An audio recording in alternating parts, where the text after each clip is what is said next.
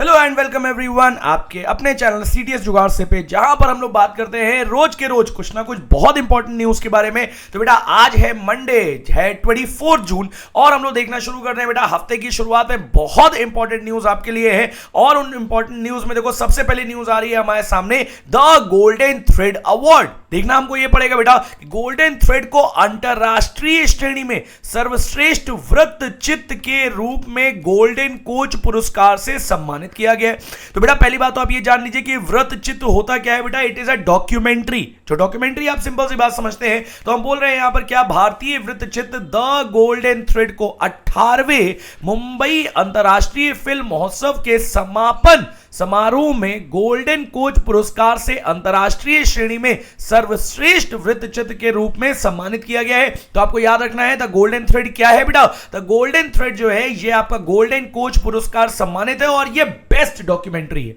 Then हम बात करते हैं यहाँ पे अभिनेत्री पूनम ढिल्लो जो है, इन्होंने निर्देशिका निशिता जैन को यह पुरस्कार प्रदान किया है। फिर से हम देखेंगे यहां पर तो आपको देखने को मिलेगा बेटा एक और इंपॉर्टेंट है जिसको हम बोलते हैं लाइफ इन लूम। इसको आप देखेंगे तो बेटा ये लघु फिल्म है और इसको पुरस्कार मिला है सर्वश्रेष्ठ लघु फिल्म का। लघु फिल्म कहने का मतलब क्या होता है बेटा, इसका मतलब होता है शॉर्ट फिल्म। सिंपल सी बात हम बोलेंगे यहां पे। और उसके अलावा आप देखेंगे यहां पर तो एक और इंपॉर्टेंट आपको देखने को मिलेगा क्या, कि शिमोई सिंह को ने अपने film and towards happy please के लिए सर्वश्रेष्ठ नवोदित निर्देशक का दादा साहब फाल्के चित्र नगरी पुरस्कार जीता है। तो ये देखिए याद रखने वाली बातें इतनी, क्योंकि ये मोस्ट इंपॉर्टेंट चीजें हैं जो आप लोगों ने देखी है यहां पे। उसके बाद हम देखेंगे, देखो यहां पर आपको देखने को मिलेगा द गोल्डन थ्रेड अवार्ड किसने जीता है। तो बेटा ये आपको देखने को मिलेगा यहां पे कि हाल ही में किस डॉक्यूमेंट्री ने, डॉक्यूमेंट्री का नाम है, देखो मैं इतना एक्साइटेड हो गया हूं मैं इसको सुन करके कि ये डॉक्यूमेंट्री का नाम है द गोल्डन थ्रेड। इसको मिला क्या है बेटा, इसको मिला है गोल्डन कोच पुरस्कार। फिर से हम देखेंगे यहां पर नेक्स्ट न्यूज हमारे सामने क्या आ रही है। अब देखो यहां पर हम फिर से बोलेंगे बेटा, इट इज अ फैक्ट, याद कर लीजिए इसको, कि तुर्की में भारत के राजदूत वीरेंद्र पॉल का निधन हो गया है। तो क्या बोलेंगे हम यहां पे, सिंपल सी बात कि तुर्की में भारत के राजदूत कौन थे जिनका निधन हो गया है। तो केवल और केवल आपको याद रखना है डॉक्टर वीरेंद्र पॉल थे। और ये क्या थे बेटा, ये IFS अधिकारी थे। सिंपल सी बात हम बोलेंगे 1991 बैच के IFS अधिकारी पॉल 1.5 साल से अधिक समय से स्वास्थ्य समस्याओं से जूझ रहे थे।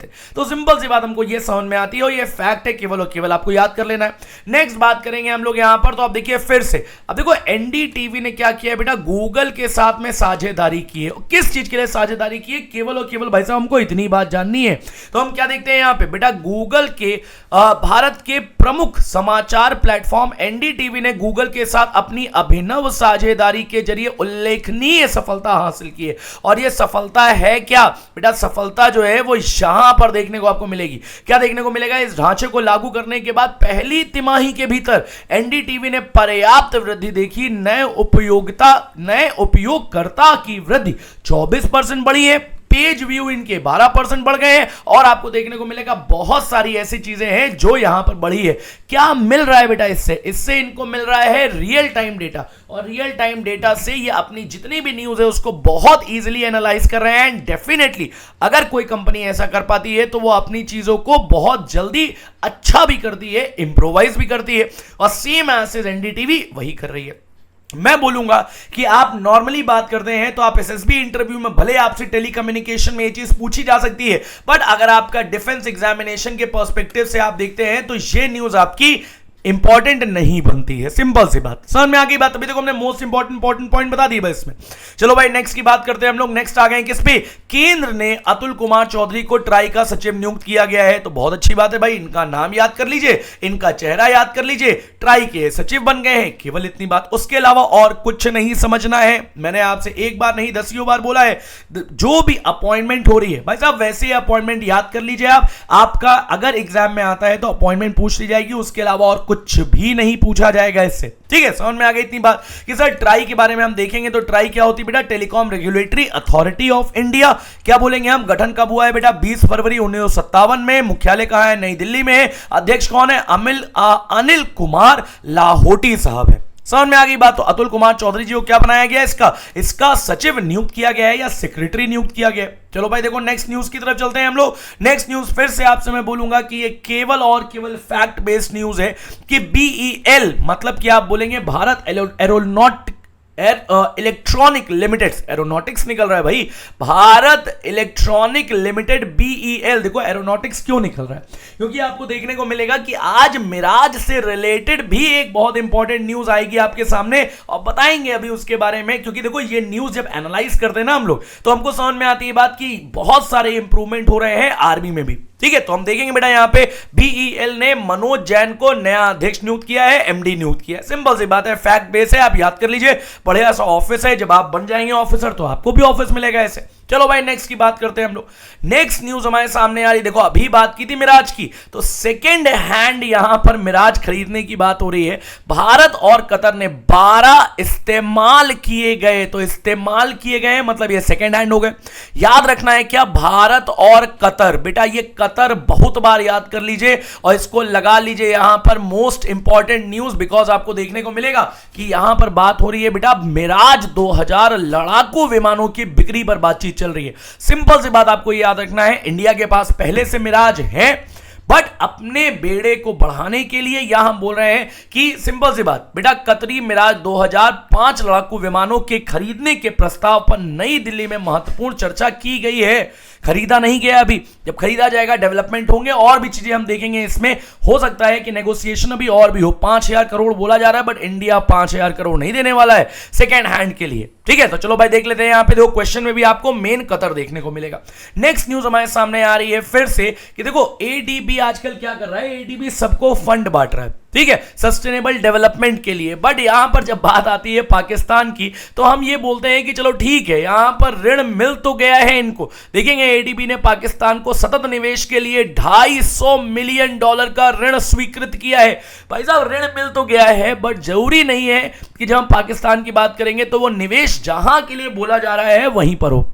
ठीक, महंगाई का आलम आप जानते हैं पाकिस्तान में क्या चल रहा है इस समय, तो उसके अकॉर्डिंग अगर हम देखेंगे तो जितना पैसा मिला है उसको अच्छी जगह पे खर्च किया जाए वो ज्यादा अच्छा है। ठीक है, देखते हैं यहां पे क्या है बेटा कि एशियाई विकास बैंक एडीबी ने पाकिस्तान को सार्वजनिक निजी भागीदारी के माध्यम से बुनियादी ढांचे और सेवाओं में सतत निवेश की सहायता के लिए $250 मिलियन अमेरिकी डॉलर के नीति आधारित ऋण के लिए एक समझौते पर हस्ताक्षर किए। बहुत अच्छी बात है, मैं फिर बोल रहा हूं, मिला है पैसा, ऋण मिला है, बट प्लीज इसको बहुत अच्छे से इस्तेमाल किया जाए। ठीक है, चलो भाई देखते हैं हम फिर से। नेक्स्ट न्यूज हमारे सामने क्या आ रही है बेटा, नेक्स्ट न्यूज हमारे सामने आ रही है कि हम रिन्यूएबल एनर्जी पर बहुत फोकस कर रहे हैं और उसी बेसिस पर हम आज की न्यूज देखते हैं। यहां पे क्या है बेटा कि केंद्र ने राजस्थान कर्नाटक से हरित ऊर्जा उत्पन्न करने हेतु, ग्रीन एनर्जी उत्पन्न करने हेतु 13,595 करोड़ रुपए को मंजूरी दी है। ठीक है, या मंजूर किए गए। तो हम क्या बोलेंगे बेटा, भारत सरकार ने राजस्थान और कर्नाटक से 9 गीगावाट अक्षय ऊर्जा। अब बेटा अक्षय ऊर्जा कहने का मतलब क्या होता है, इसी को हम इंग्लिश में बोलते हैं रिन्यूएबल एनर्जी। ठीक है, तो यहां पे सोलर एनर्जी जो होती है it is a renewable energy, उत्पन्न करने हेतु नई अंतर्राज्यीय पारेषण प्रणाली योजनाओं को मंजूरी दी है। अब आप देखेंगे यहां पर तो जो हमारा टारगेट है 2030 तक कि हम बना सके 500 गीगावाट अक्षय योजना, अक्षय ऊर्जा की क्षमता का हिस्सा है। मतलब हमारा टारगेट है 500 गीगावाट, जिसमें से 200 गीगावाट पहले ही कनेक्ट हो चुकी है। समझ में आ गई बात। चलो भाई देखो फिर से देखते हैं, बहुत ध्यान से देखिएगा, बहुत इंपॉर्टेंट न्यूज हम लोग देखने जा रहे हैं यहां पे। क्या चीज कि अभी प्रधानमंत्री नरेंद्र मोदी जी देखो तीसरी बार फिर से बन गए प्रधानमंत्री, और जैसे ही प्रधानमंत्री बने हैं इन्होंने अपने जो बायलेटरल रिलेशंस हैं, जो हमारे नेबर से रिलेशन है, उसको फिर से बहुत अच्छा करना शुरू कर दिया है। और उसी बेसिस पे हम देखेंगे कि प्रधानमंत्री मोदी और शेख हसीना ने भविष्य के भारत बांग्लादेश साझेदारी की शुरुआत की है और लगभग 10 समझौते किए गए हैं बेटा, एमओयू साइन किए गए, मेमोरेंडम ऑफ अंडरस्टैंडिंग साइन किया गया।